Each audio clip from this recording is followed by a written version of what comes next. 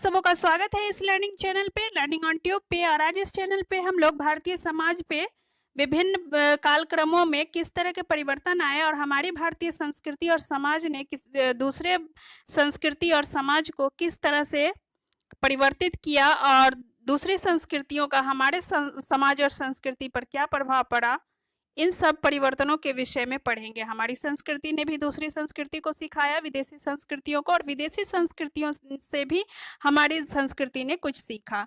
तो इन्हीं सब प्रश्नों के बारे में विचार विमर्श करेंगे इस क्वेश्चन में। कुल मिलाकर के 25 क्वेश्चन होंगे इस वीडियो में। इस वीडियो का सेकंड सेगमेंट फिर 25 क्वेश्चन का होगा। तो इस तरह से इस वीडियो के 2 सेगमेंट होंगे। तो चलिए स्टार्ट करते हैं वीडियो को। और दोस्तों, वीडियो पसंद आया तो प्लीज चैनल को सब्सक्राइब कर दीजिएगा और साथ ही बेल आइकन भी दबा दीजिएगा। तो चलते हैं स्क्रीन पे। तो पहला क्वेश्चन है, प्रसिद्ध बौद्ध विद्वान अश्वघोष ने अपनी किस पुस्तक में वर्ण व्यवस्था एवं ब्राह्मणों के विशेषाधिकार पर प्रहार किया है? तो इस पुस्तक का नाम है वज्र सूची। वज्र सूची नाम की एक पुस्तक लिखी है प्रसिद्ध बौद्ध विद्वान अश्वघोष, जो कि बहुत ही प्रसिद्ध विद्वान है बौद्ध धर्म से संबंधित। इन्होंने जो पुस्तक लिखी उसमें ब्राह्मणों और उन्हें प्राप्त विशेषाधिकारों और इसके अलावा वर्ण व्यवस्था पर भी प्रहार किया है। अनेक प्रकार से व्यंग और कटाक्ष किया है।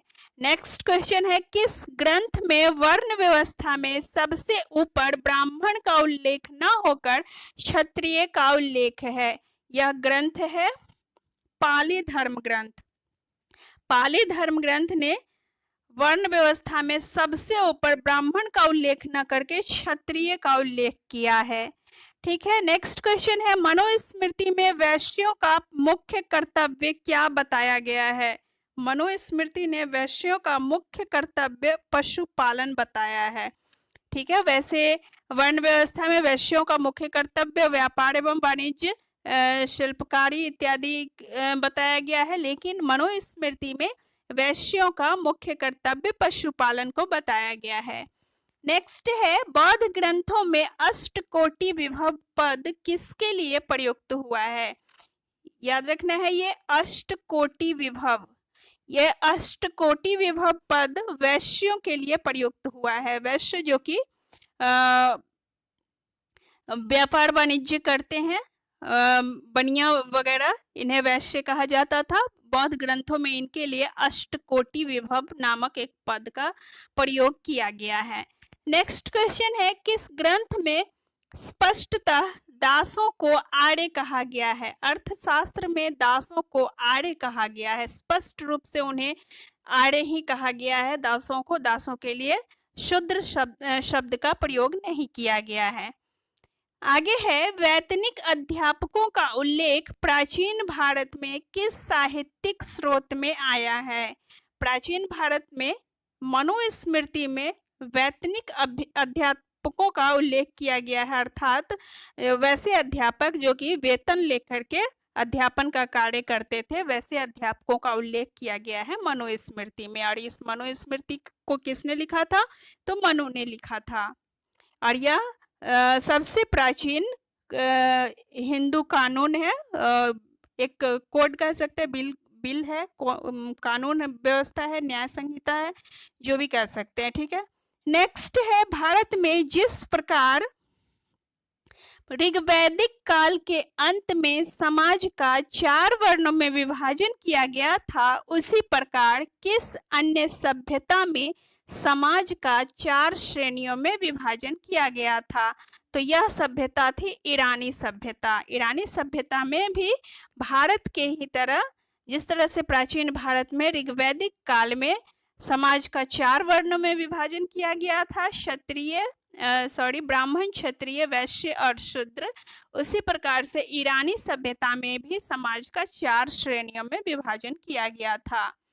आगे है, हिंदू समाज के पृथक समूहों के लिए कास्ट शब्द का प्रयोग सबसे पहले किसने किया था? तो हिंदू समाज के पृथक समूहों के लिए कास्ट शब्द का प्रयोग पुर्तगालियों द्वारा किया गया था। हिंदू समाज के पृथक समूहों से यहाँ पर क्या तात्पर्य है, यह एक क्वेश्चन का विषय हो सकता है। तो हिंदू समाज के पृथक समूहों से मतलब है जो कि मेन स्ट्रीम में हिंदू जाति के मेन जाति में जो शामिल नहीं थे, जो अन्य उपजातियां थी हिंदू समाज से संबंधित, उन सब जातियों के लिए कास्ट शब्द का प्रयोग किया गया है। ठीक है। नेक्स्ट है, मेगास्थनीज ने कहा था कि भारत में दास प्रथा नहीं है, परंतु कौन सा स्रोत यह कहता है कि आर्यों की प्रकृति में ही दासता उपस्थित नहीं है? आर्यों की प्रकृति में ही दासता उपस्थित नहीं है, अर्थात न दास होना न दास बनाना ऐसी प्रकृति है आर्यों की। यह कथन था अर्थशास्त्र का, और यह इस तरह का स्टेटमेंट किसने दिया था? तो यह मेगास्थनीज का कहना है।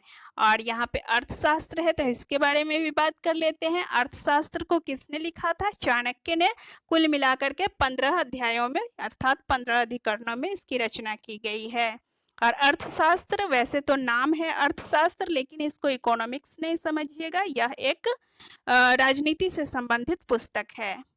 नेक्स्ट है, युद्ध में पराजित को विजेता का दासत्व ग्रहण करना चाहिए, यह व्याख्या किस स्रोत से ली गई है? युद्ध में पराजित जो भी व्यक्ति हार जाता है उसको जीते हुए व्यक्ति का दास बन जाना चाहिए, इस प्रकार की व्याख्या महाभारत में दी गई है, अर्थात यह व्याख्या महाभारत से ली गई है। नेक्स्ट है, भारत के किस एकमात्र राज्य में दासों की मंडियां होने के ऐतिहासिक प्रमाण प्राप्त हुए हैं? ऐसा माना जाता है कि विजयनगर में दासों की मंडियां हुआ करती थी, अर्थात दासों के क्रय विक्रय के लिए बाजार हुआ करते थे। और यह राज्य कौन सा था? विजयनगर। विजयनगर जो कि दक्षिण भारत में स्थित है। तो इस विजयनगर में, जो कि भारत का एकमात्र राज्य प्राचीन समय में ऐसा था जो कि दासों का क्रय विक्रय यहाँ पे किया जाता था।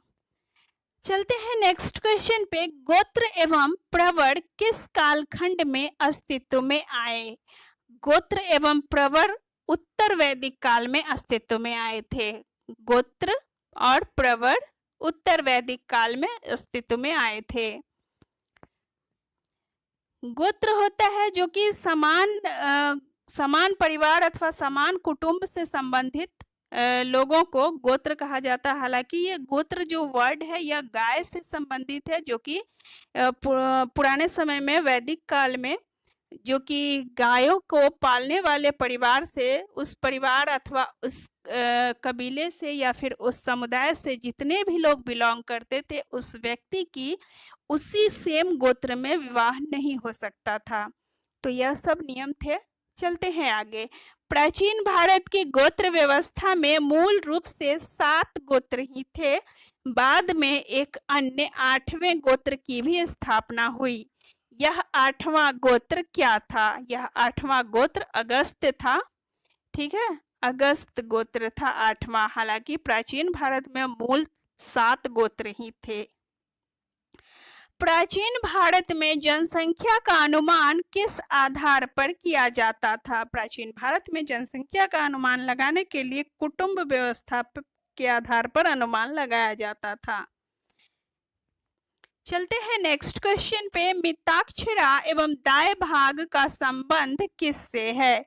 मिताक्षरा एवं दाय भाग का संबंध है कौटुंबिक विधा से। कौटुंबिक विधा यह एक प्रकार की विधा है लेखन की, जो कि मिताक्षरा एवं दाय भाग इसी से संबंधित है। नेक्स्ट है, नालंदा के दैनिक जीवन के विषय में जानकारी किस स्रोत से प्राप्त होती है? नालंदा के दैनिक जीवन के विषय में ह्वेनसांग के विवरण से प्राप्त होती है। ह्वेनसांग ने जो नालंदा आए थे बौद्ध धर्म से संबंधित कुछ स्मृति चिन्हों को एकत्र करने, तो उसी दौरान उन्होंने जो कुछ भी अपने संस्मरण में लिखे थे, तो उन्हीं संस्मरणों के आधार पर नालंदा के दैनिक जीवन के विषय में हमें जानकारी प्राप्त होती है।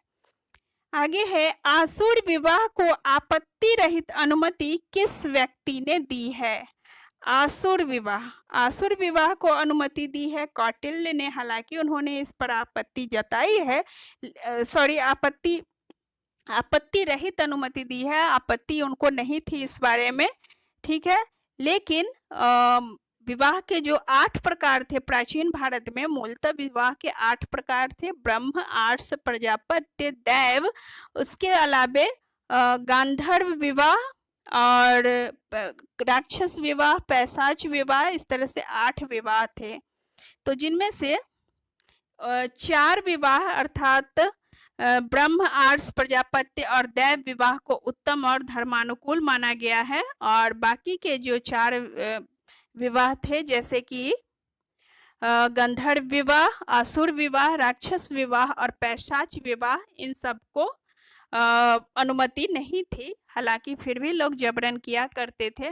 तो इसी में से एक विवाह था असुर विवाह, इसको आपत्ति रहित अनुमति दी है कौटिल्य ने। ठीक है, आगे है विवाह विच्छेद की अनुमति एवं व्यवस्था किस ग्रंथ में है। विवाह विच्छेद की अनुमति और व्यवस्था अर्थशास्त्र में दिया गया है।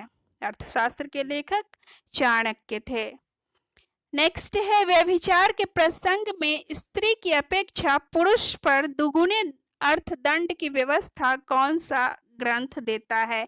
यह ग्रंथ का नाम है अर्थशास्त्र। अर्थशास्त्र ने यदि व्यभिचार का कोई मामला आता है तो उस मामले में स्त्री की अपेक्षा पुरुष पर दुगुना आर्थिक दंड लगाया जाता है। अर्थदंड अर्थात ज्यादा रुपए का जुर्माना उस पे पुरुष पे लगाया जाता था।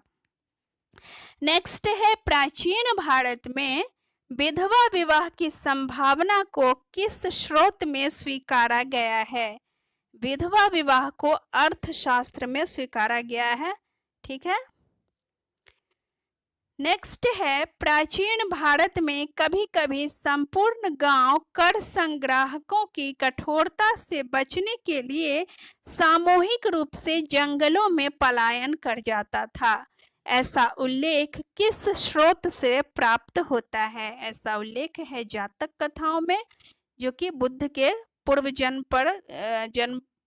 पर आधारित कथाओं से संबंधित है जातक कथाएं।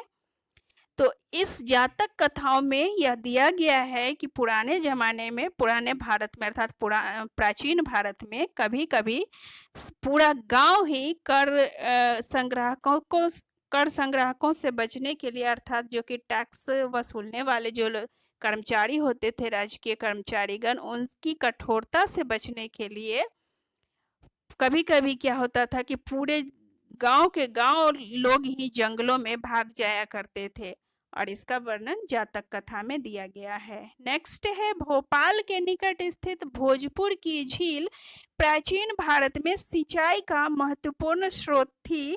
इसका निर्माण किसने करवाया था। इसका निर्माण करवाया था भोज राजा, परमार राजा थे या राजा भोज ने।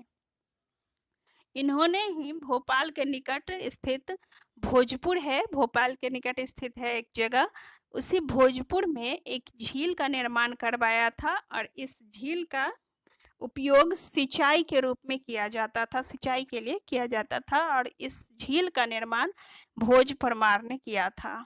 ठीक है, आगे चलेंगे। भारतीयों ने नारियल की खेती कहाँ से सीखी। भारतीयों ने नारियल करने की विधि अर्थात नारियल की खेती करने की विधि सीखी थी दक्षिण पूर्वी एशिया के लोगों से। दक्षिण पूर्वी एशिया से। ऐसा नहीं है कि भारत में इससे पहले नारियल नहीं उपजाए जाते थे, लेकिन पूर्ण रूप से इसकी व्यापारिक तरीके से खेती करने की विधि उन्होंने दक्षिण पूर्वी एशियाई लोगों से सीखी थी। नेक्स्ट है पशु वध के लिए मृत्यु दंड की व्यवस्था किस ग्रंथ में है। पशु वध के लिए मृत्यु दंड की व्यवस्था अर्थशास्त्र में दी गई है। ठीक है, अर्थात किसी भी पशु का किसी व्यक्ति के द्वारा किसी व्यक्ति के हाथों वध हो जाता था तो उसके लिए उस व्यक्ति को मृत्यु दंड दी जाती थी। नेक्स्ट है क्वेश्चन नंबर 25। प्राचीन भारतीय साहित्य में कृतशैल शब्द किसके लिए आया है। कृतशैल शब्द आया है मृत्रिम पहाड़ी के लिए। एक पहाड़ी है जिसका नाम है मृत्रिम। इसे मृत्रिम पहाड़ी को कृतशैल शब्द से संबोधित किया गया है। तो आज के लिए बस इतना ही। आगे के क्वेश्चन नेक्स्ट वीडियो में पढ़ेंगे। तो अगर वीडियो पसंद आए दोस्तों तो चैनल को सब्सक्राइब कीजिए, साथ ही अपने दोस्तों के साथ शेयर करके मुझे ज़्यादा से ज़्यादा मात्रा में इस वीडियो को पॉपुलर कीजिए। Thank you.